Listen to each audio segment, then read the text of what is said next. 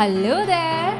Welcome to Mel's Gluten-Free Symphony. I'm Mel and today I'll be sharing with you, wait for it, my Besan Tahini Choco chip cookies. Have you ever heard of such a thing before? Cookies are to us what nectar is to bees. We're just drawn to these sweet, chewy, crunchy morsels no matter which part of the globe we're from. I love this cookie recipe because the sweetness from the chocolate, the creaminess from the besan, and those bitter, nutty notes from the tahini will leave your tongue singing for more. Ready for another gluten-free recipe? I am, so let's whip it up.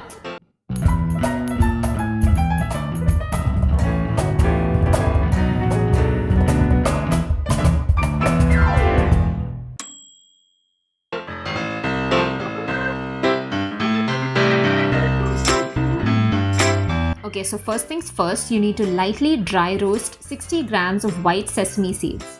Toss those seeds in a pan over a low flame and keep the flame on low at all times.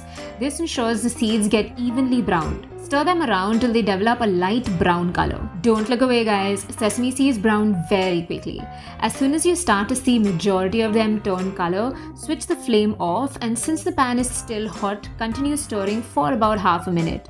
Then keep them aside to cool while we move on to chopping our dark chocolate.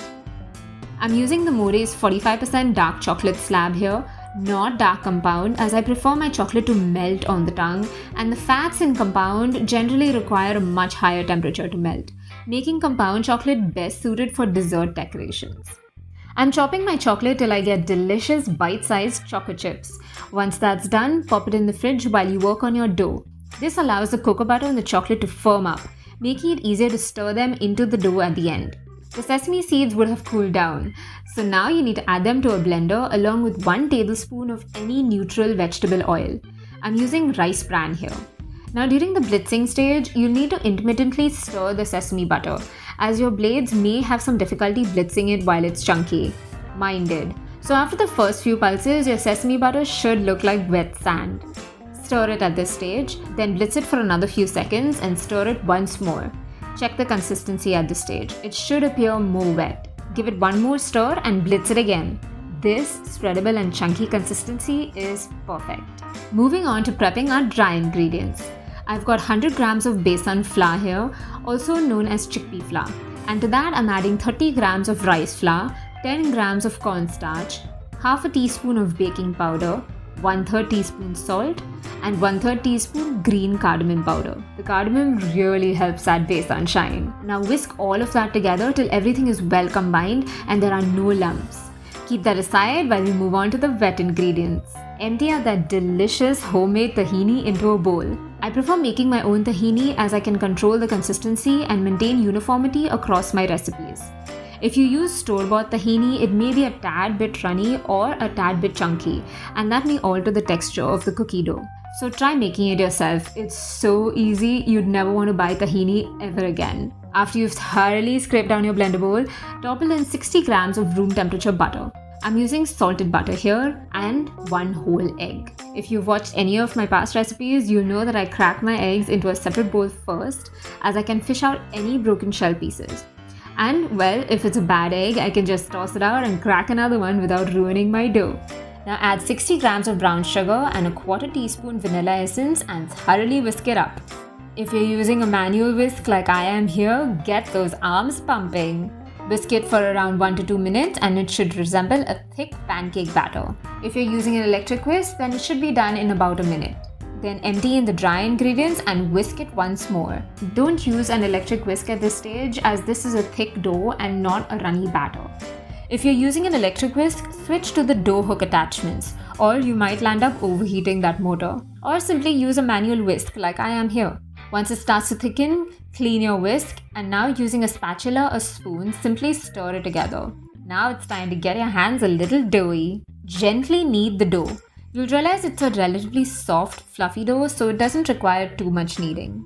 Once all the dry flour has been absorbed, toss in those chocolate chunks and just very lightly mix it around. I'm mixing it in with my hands as the ambient temperature is relatively cold and my body temperature isn't affecting the chocolate all that much. If it's hot and humid where you are, I recommend using a spoon for this job.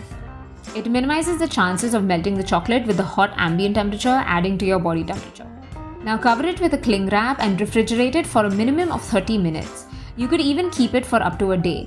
If you wish to make it well in advance, wrap the ball of dough directly in the cling film and freeze it for up to 2 weeks. Make sure to fully thaw it out before using it. Now let's get back to fridge temperature. I left my dough in for 24 hours. Before you take it out of the fridge, keep your baking tray ready. To bake it, I've lined just a regular baking tray with parchment paper. And I'll be using this tablespoon to measure out 2 scoops for every dough ball.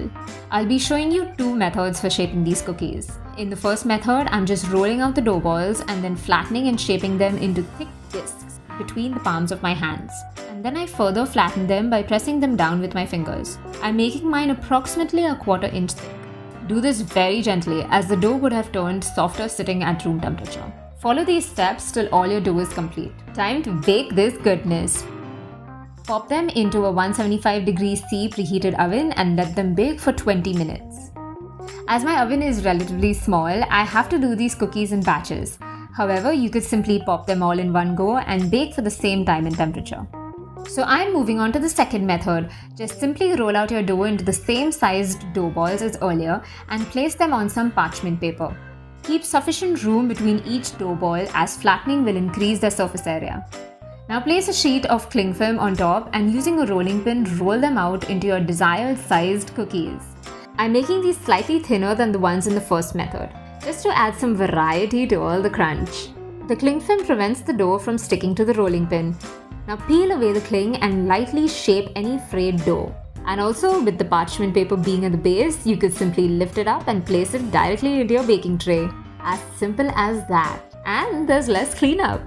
I'm keeping these in the fridge while my previous batch is getting baked. Ooh, these cookies are ready! Look at that caramel brown and those chocolate juice peeking through. I'm so tempted to dive in, but they need to cool down completely in order to crisp up. So let them sit on your kitchen countertop for about 30 minutes.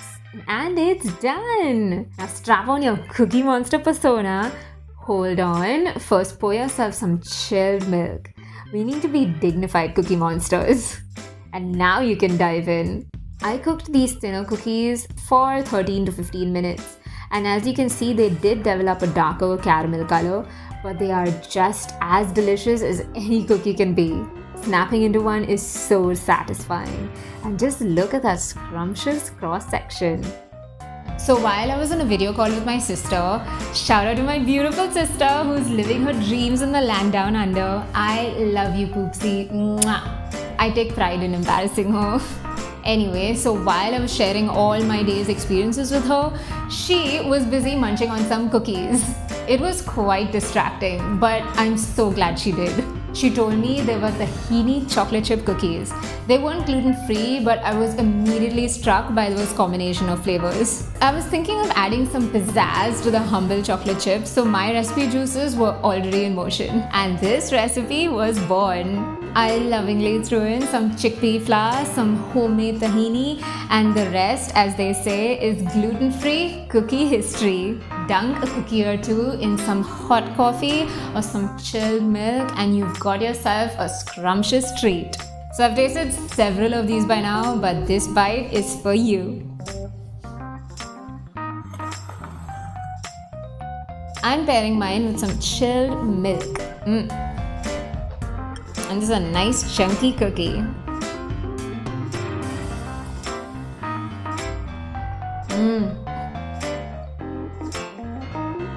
Damn, I just love these. Thanks for sticking around for another one of my recipe videos. I do hope they inspire you to make a little something for yourself every once in a while. And don't forget to share your love for cooking by sharing my channel with all your loved ones. Take care. Mwah.